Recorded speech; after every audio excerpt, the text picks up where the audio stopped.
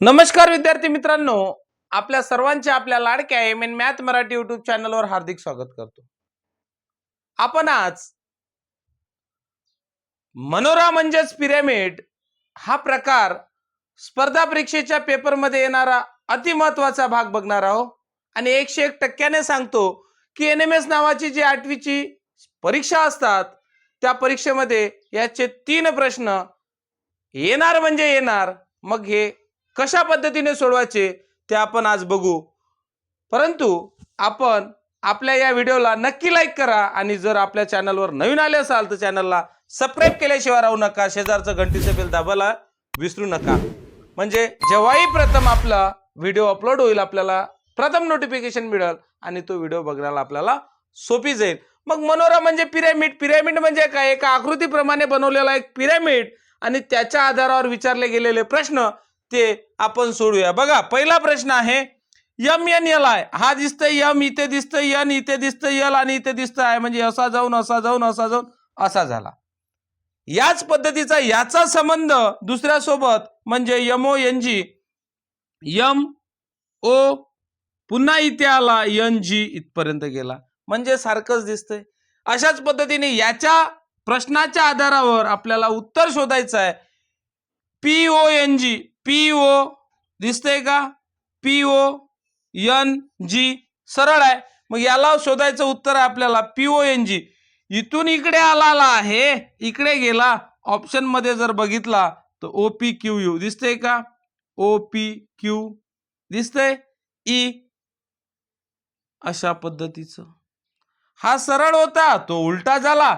हा सरळ होता, हा उलटा झाला, म्हणजे ऑप्शन क्रमांक कोणतं? तर चौथं. सोपं आहे. आपल्याला 30 सेकंदाच्या आत कसं सोडवता येतंय अशा पद्धतीने आपण त्या पिरॅमिडवर मांडणी करायची आणि सोडवायचं. पुढचा प्रश्न बघू. दुसरा प्रश्न बघा. एईएफ म्हणजे सीआयएच. एईएफ दिसतंय का? हा एईएफ दिसला. एईएफ एईएफ लाच काय म्हटलेलं आहे? सीआयएच, त्याच्याच खाली सीआयएच. मग आता पुढचा आहे वायओपी, परंतु वायओपी नंतरचा दिलेला आहे, अगोदरचा आपल्याला शोधायचा आहे. म्हणजे कोणता दिलेला आहे? तर खालचा दिलेला आहे. दिसतंय? कुठं दिसतंय तुम्हाला वायओपी? दिसला का? पटकन बोला. नसन दिसत तुम्हाला तर झूम करून बघा. झूम, आपल्या व्हिडिओला असा झूम करा आणि तो बघा. बघा, हे पुसून टाकते म्हणजे तुम्हाला लवकर कळते. पुढचं हा बघा वायओपी दिसतंय का? हा वाय. ओ दिसला का? पी दिसला का? दिसला. मग हा कुठला आहे? तर दुसऱ्या क्रमांकाचा इकडला, म्हणजे याच्या वरचा भाग बघावा लागेल आपल्याला. याच्या वरचा भाग बघत असताना आपण कोणता म्हणू शकतो? तर आर झेड ए दिसतंय का? किंवा आर झेड ई म्हणू शकतो आपण. दिसतंय? दिसू राहिला का आपल्याला? पटकन बोला. नाही? हा आर एफ ई दिसला का?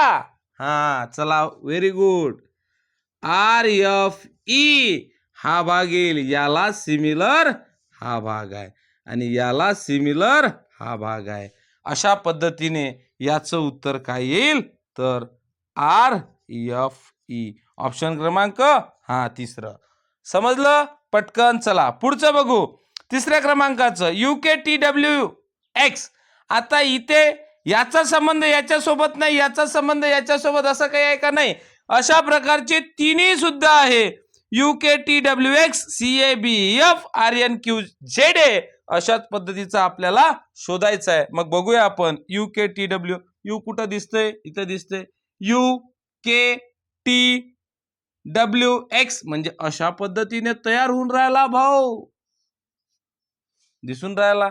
दुसरा आहे C A B F, C A B E F, C A B E F होत आहे असाच.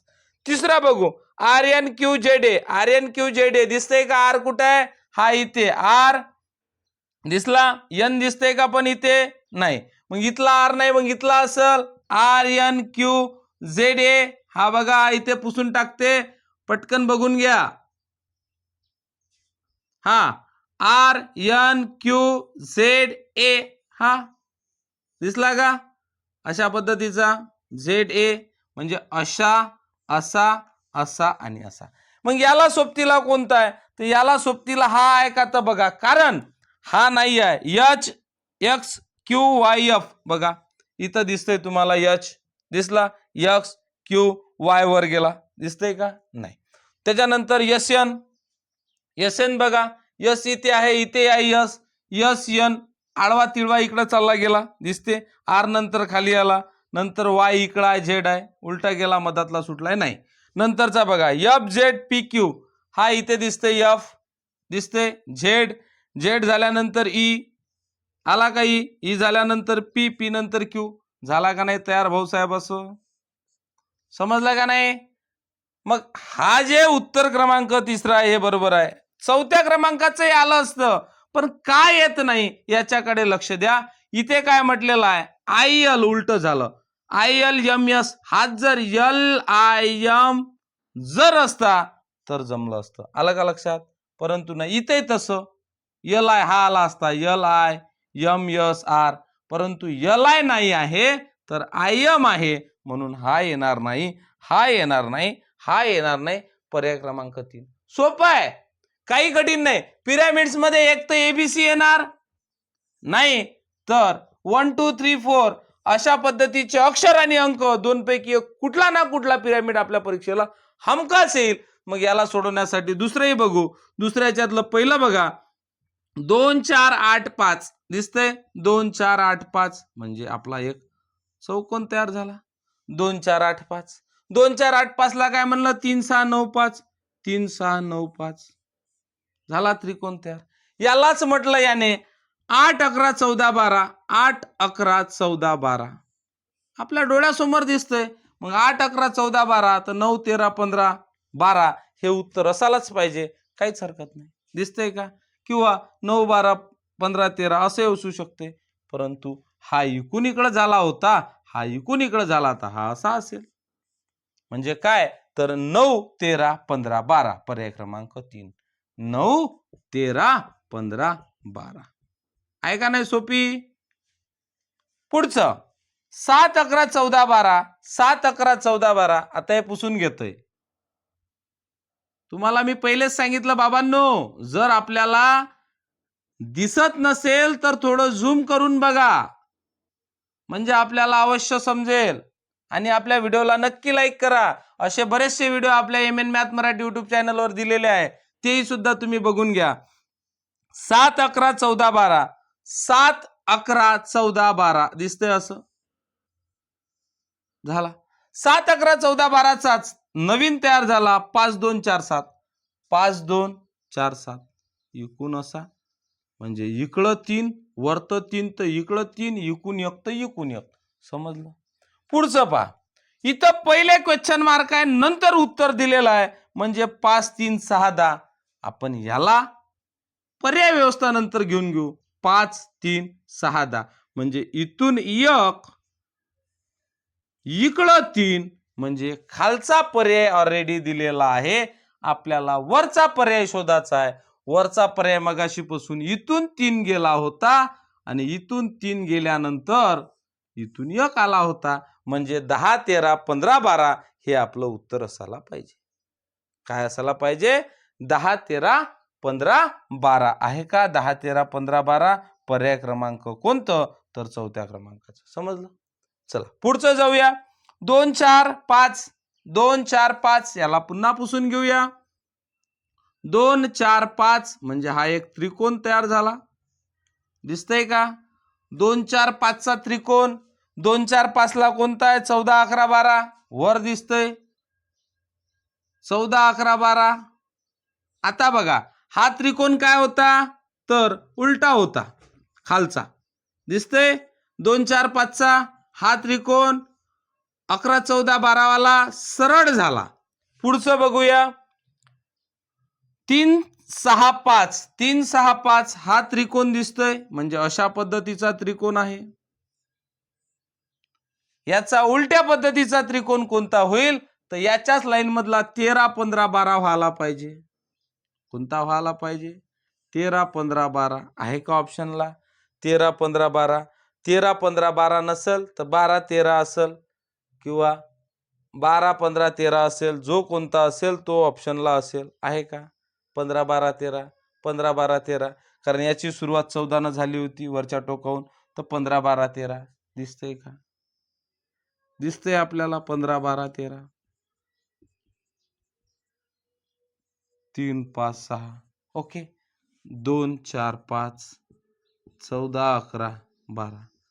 अशा पद्धतीने आपण हे प्रश्न सोडवू शकतो. सरळ आणि सोप्या पद्धतीने कसे सोडवायचे हे आपण MN मॅथ मराठीच्या YouTube चॅनलवर सर्व विद्यार्थ्यांना सांगत असतो. क्लासमध्ये ऑफलाईन पद्धतीने आपण सर्व विद्यार्थ्यांनी अशाच पद्धतीने प्रश्नांना सामोरे कसे जायचे हे सुद्धा शिकवत असतो.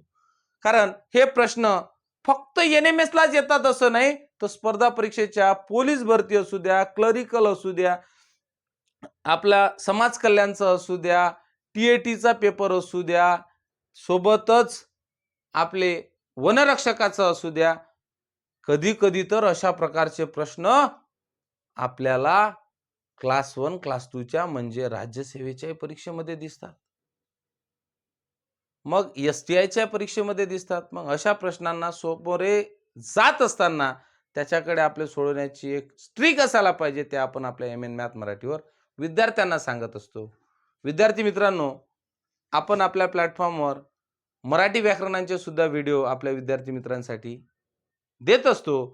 जेवढ्याही प्रकारांचे व्हिडिओ आपल्या विद्यार्थी मित्रांसाठी दिलेले आहेत ते अवश्य बघा आणि आपण आपल्या चॅनलला सबस्क्राईब करून घ्या.